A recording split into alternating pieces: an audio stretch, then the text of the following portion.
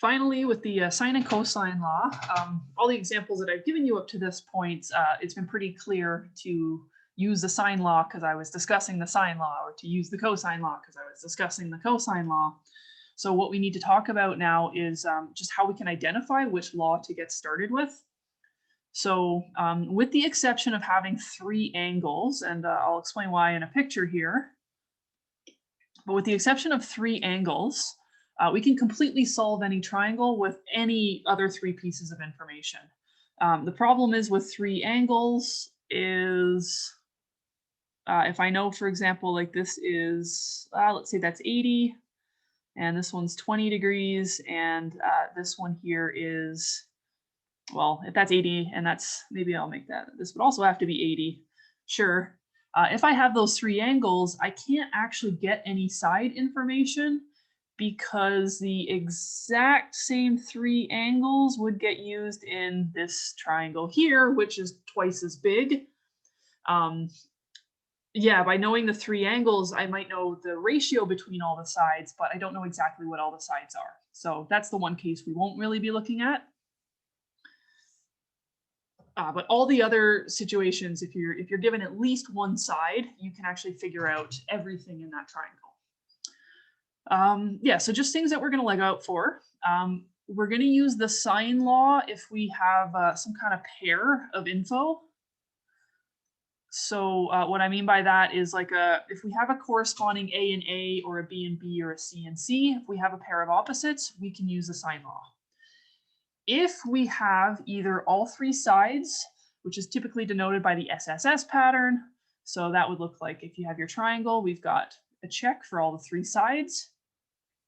Or if we have an SAS, side angle side pattern, so for that one, it's not just any side angle side, it's got to be the side angle side that are all touching. So if we have that complete corner of information, that's also a good starting point to use the cosine law. So in this first example, we're going to solve the triangle. So we're going to, basically what that means is find the three unknowns, A, B, and C. So just to emphasize here, we definitely have the side, side, side pattern. So that probably tells me I'm going to use cosine law. I don't know why I'm using the little thin marker.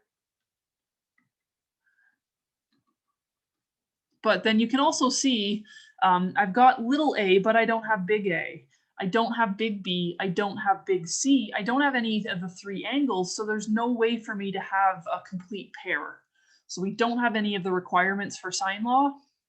It is going to be cosine law.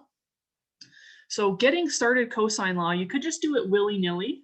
But if you remember what I had mentioned before about the sides here, something that we can note is that C is the smallest side, and B is the next smallest, and A is the next smallest.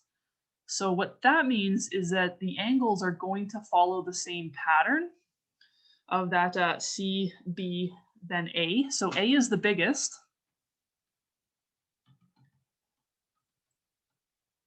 So my recommendation is find the biggest angle using the cosine law. And the reason is because cosine law is not ambiguous. Sine law is ambiguous. So if I have to use the sine law later, which is easier algebraically to use, I'd have to be careful with A to make sure that I check the ambiguous case. Sine law will take care of that for me. A is the biggest. It's the only one then that could potentially be bigger than 90 degrees. Cosine law will take care of that very well for me. So I'm just going to go ahead and set it up for the A's. And so remember, it's opposites and opposites. So I'll do little a on the left and cos A on the right, and B's and C's in the middle. So that's going to be our setup to solve for that A. We plug in everything that we know. So 13.9 squared is 11.1 squared plus 10.2 squared minus 2 times 11.1 times 10.2 cos A. And work out some numbers here. I'm going to actually just bring everything over in the next step. So the multiplier in front of cos A will be 2 times 11.1 times 10.2. So that'll be, I'm going to move it to the left because I don't like the negative. 226.44 cos A is, and then subtract the 13.9 squared from the right. So 11.1 squared plus 10.2 squared minus 13.9 squared is 34.04. That's a positive, so it actually will still be less than 90. So cos A is 34.04 over 226.44, which is approximately 0.1503. And cosine law is completely unambiguous, so what I get is my answer, 81.4 degrees. And I don't need to check a second answer. That is my answer. It is unambiguous. That's it. It is going to be 81.4. So that is going to be my first one. What I'm going to actually do is just write all this over on the left where I've got some more space. So now what I can do is find either of the other two angles. Cosine law is quite a bit of work. So now what I'm going to do is use the sine law to get a second one. And it doesn't matter at this point. It has to be smaller than 81.4, so I don't have to worry about ambiguity. So maybe I'll set it up for C. Sine C over 10.2 will be sine of 81.4 over my A, 13.9. So I'm going to get my number for sine C here.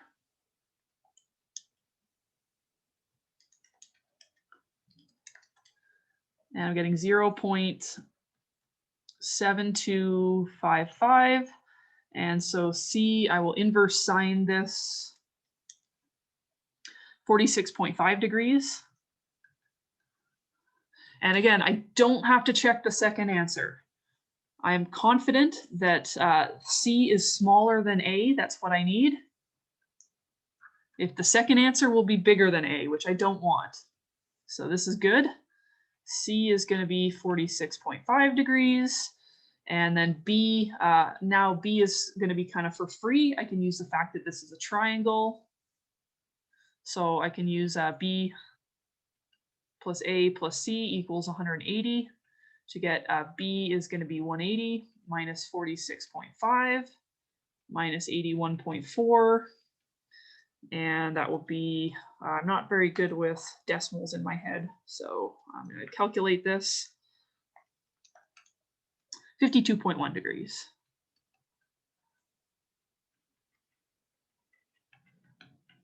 And that would be my answer, all three of them. So that's my solved triangle. We're going to do one more. Okay, so the second example, we've got this triangle here. I have three pieces of information and one of them is a side.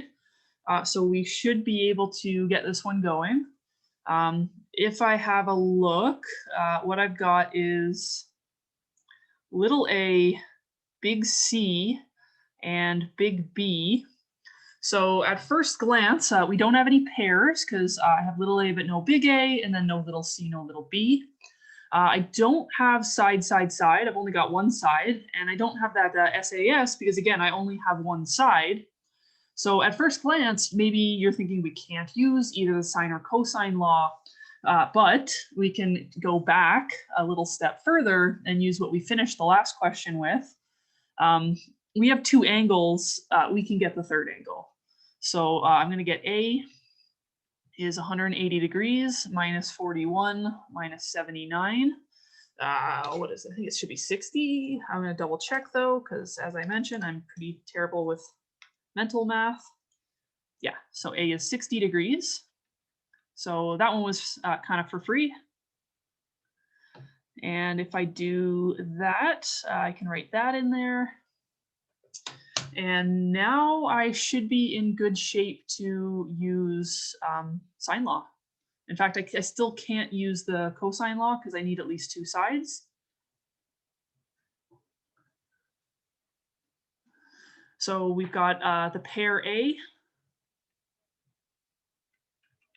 So I can use the sine law, and I can set that up to solve for either the B or the C. So I'll set up let's do sines on the bottom because I'm solving for a side. Yeah, let's do B over sine 41 is 52 over sine 60. And so I should be able to just multiply this whole thing together. I'm missing my sign there, sorry. I wrote that really messily. So 52 sine 41 divided by sine 60 is 39.4.